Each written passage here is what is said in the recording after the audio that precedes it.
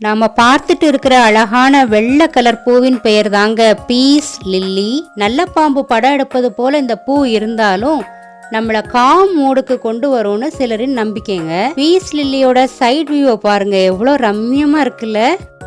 இப்ப இதோடைய back side வியூவை பார்த்துட்டு இருக்கோம்.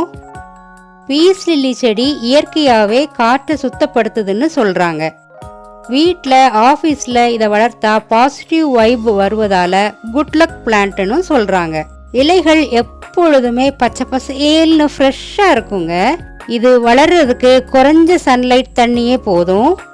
அலர்ஜி ஃப்ரீயா கேர் ஃப்ரீயா வளர்க்கலாம்.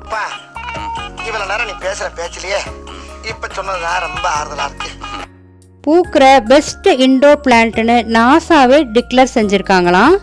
பீஸ் லில்லி செடி சுமார் 5 வருஷம் வரை நிறைய பூக்கள் பூத்து வாழுமா. பீஸ் லில்லி செடியை நாம வளர்த்து பயனடையலாம்.